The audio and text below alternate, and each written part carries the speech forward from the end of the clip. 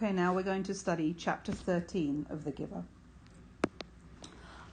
This is a very, very important chapter because the chapter marks the big change in Jonas in how he develops and sees the world differently now he has become a receiver of memory, and how his receiving of memory is making him feel very separate and different from everybody else. So a few weeks have gone by, and he's learnt all the names of he's learnt through the memories the names of all the colours, and he sometimes sees them, like sometimes he sees it in a bush or in bright orange pumpkins, and then it's there and it's gone again. And he really would like to keep the colours. He thinks the colours are so beautiful. And actually he says something very interesting, which hasn't been said before. He says, it isn't fair that nothing has colour. And the giver looks at Jonas curiously, and he says, and he realises that if we had colour, we would be able to decide things. Colour means choices, okay? When there's sameness, then everybody gets the same thing. Nobody even has to think about what they want. Which shows that he's starting to really understand things differently. And he says, you know, it's not. I know it's not that important deciding what you wear. And the giver corrects him and says, yes, but it's the choosing that's important. And he talks about Gabriel and how he would love to teach him, be able to teach him colours. But the giver reminds him that once you give somebody choices, you can end up making the wrong choices. The wrong choices is something that is not safe. Okay? But Jonas continues on with this idea that, you know, well, what if you could choose your own job? What if you could choose your own mate, your spouse? And they give us this frightening, isn't it? This is very ironic because we as the readers, we live in a world where people have a choice about everything. We even get to choose what type of cup of coffee we want in the morning. But Jonas agrees we really have to protect people from the wrong choices. It's down here. Hang on, you can't really see it. I've actually underlined it above instead of below. It's safer. Okay, again, this is the idea of creating a community which is safe. But when you create a community safe, you create a community which has no life to it, which is black and white. So now they turn to other things, and Jonas still feels very frustrated, and he feels like he doesn't understand things. And he's noticed a change now. He notices that he's often angry, and he feels it, and it's irrational. It doesn't come from a place of there's a reason why he's angry. But he's angry because he sees that his group mates are satisfied with their lives, and they have the lives in black and white. And he was angry that he can't change it for them. He actually tries to change it for them. He tries to point out the red geraniums to Asher, and Asher just completely sort of doesn't understand what he wants. You know, there's something wrong. And then Jonas makes up an excuse that he saw there was something with the geraniums that they needed more watering. Then one evening he comes home and he's weighted with the new knowledge. It means that it's weighing down on him. And he has had a memory that is quite disturbing. He's in something that we would understand to be like the Sahara. Under a vast blue sky, there were tufts of sparse grass, a few bushes and rocks, and now he could see an area of thicker vegetation, broad low trees outlined against the sky. Okay, this is here, but he can hear guns and he can hear weapons, which obviously he doesn't know anything about. He recognizes them there, but that doesn't exist in his reality, and he hears people yelling. And what's interesting is he sees that this is from a time when flesh was of two different colours. Flesh is or, tseva or, okay? So these men had dark brown skins and the others had light skin. And he sees this motionless elephant that's not moving on the ground, and it's spattered with blood. Obviously, these two people are hunting the elephants for their tusks. You know what a tusk is? I'm going to put it in red. A tusk is the part of the elephant where you get the ivory from. Nowadays, people still hunt elephants for ivory. It's very cruel. It's horrible. So he's looking at that, and he sees blood, and he sees he says he felt himself overwhelmed with a new perception of the colour he knew as red. Okay, before he knew red was an apple, it was the geranium. So now he sees red also has a negative side to it because it's the colour of blood. So then he sees the men disappear, and even he feels one of the pebbles from the tire of the car, and then something even worse happens because he sees another elephant coming from a place where it's hidden, and it looks down at the corpse, the dead elephant, and it's written, finally it tilted its massive head, raised its trunk, and roared into the empty landscape. Jonas had never heard such a sound. It was a sound of rage and grief, and it never seemed to end. Okay, so this is Jonas experiencing the pain of extreme emotions.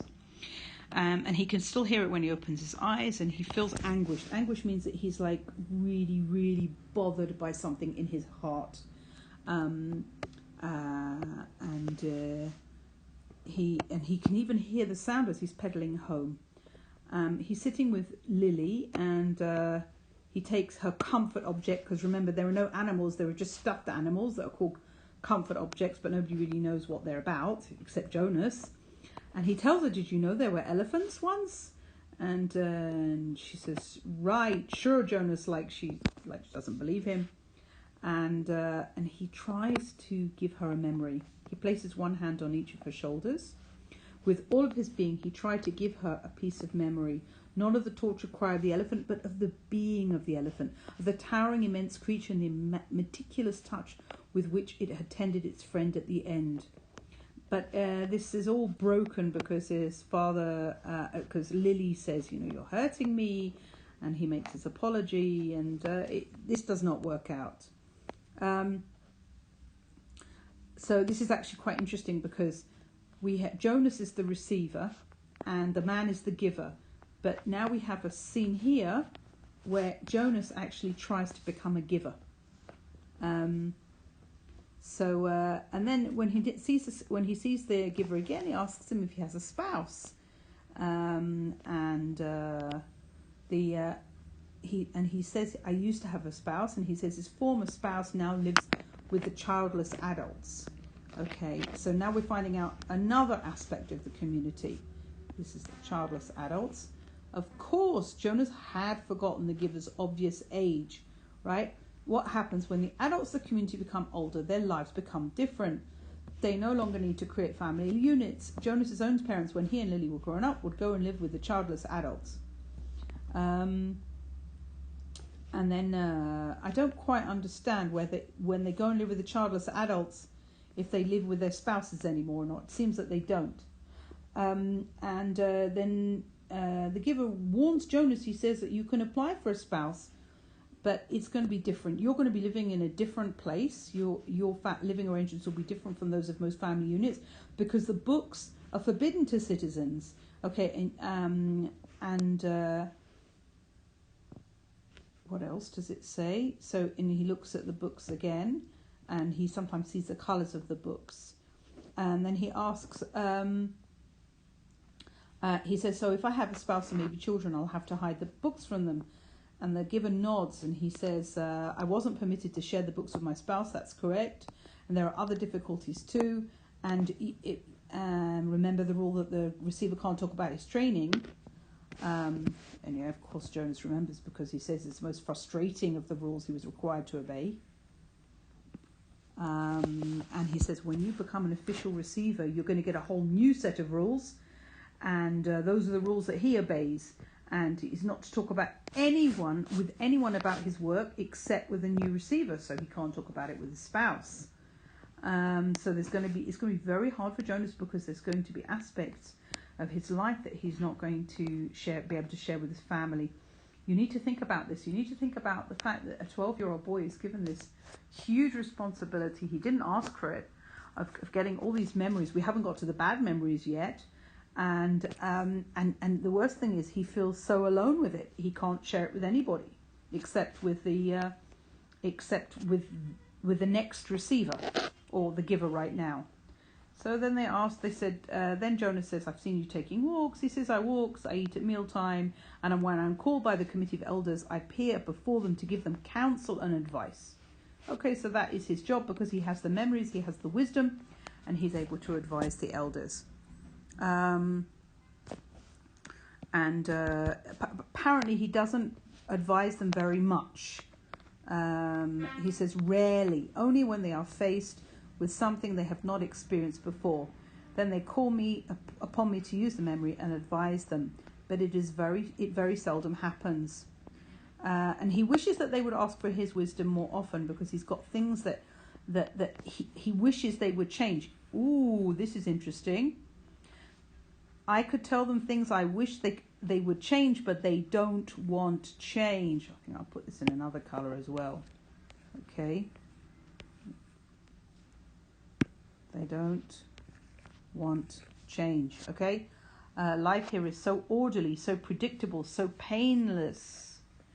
This is what they've chosen. Okay. So then there's a question of, well, why do you need a receiver? If they're not, Jonas asks, why do they need a receiver if they don't call upon him? And the giver says, they need me and you. And they reminded it of it 10 years ago. And 10 years ago was, remember, when we had this, the female's predecessor, where it failed. And the giver says something interesting. What happened was when the new receiver failed, the memories that she had received were released and they didn't come back to me. They went, doesn't know where they went. Okay, so these memories that she got, he no longer had them and she disappeared, so the memories disappeared as well. And then what happened was, he says, and then the people had access to them. Apparently, that's the way it was once, okay? Everyone had access to memories. So we're talking about everyone having... He said that everyone had access to these memories and it caused chaos. And then it subsided as the memories were assimilated. So everybody suffered from these memories.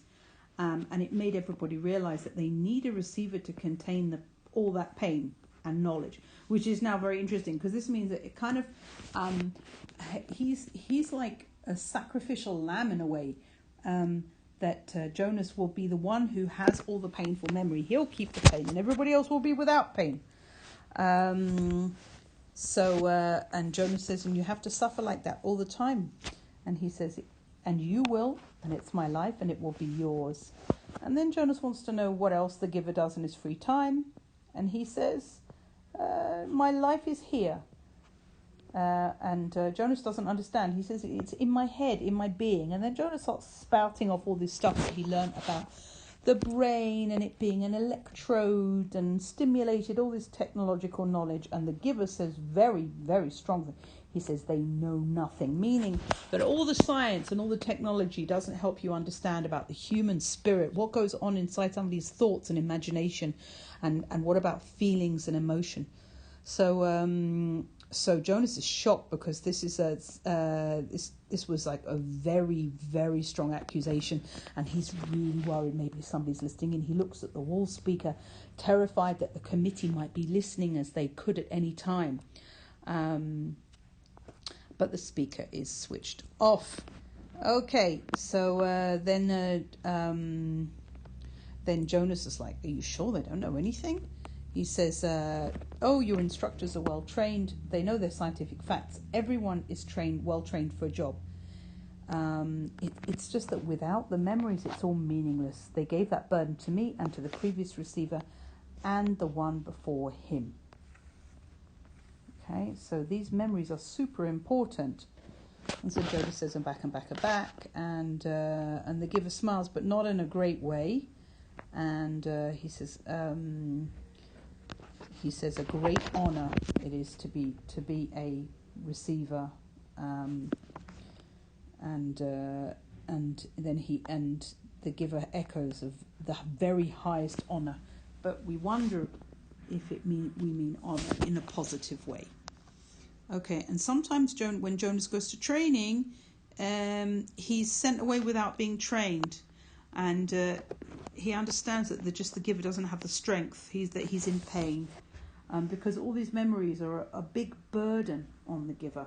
They're very hard for him, and so he's left to wander around on his own, and he tests his developing memories, and he looks through the landscape for glimpses of colour. And he tries to hold it in his vision. He really, really wants to see colour all the time. And he looks at the foot. He stood at the foot of the bridge that spanned the river, the bridge that the citizens were allowed to cross only on official business. So this river, this is the world that they live in, and the bridge that they go across is the other side, the world on the other side that they don't know about it very much. They don't know about very much. But he knows that the land on the other side of the bridge is the same. It's flat and well ordered, with fields for agriculture, and he thinks, and he's saying the community seem to be very much like his own. But he wonders now what lies in the far distance. He starts to think about what is beyond, where he'd never gone. He said the land didn't end beyond those nearby communities. Were there hills elsewhere? Were there vast wind-torn areas like the place he'd seen in the memory, the place where the elephant had died? He really has a lot of thoughts now about life, about what's beyond. And then he asks the giver one day what causes him pain, and the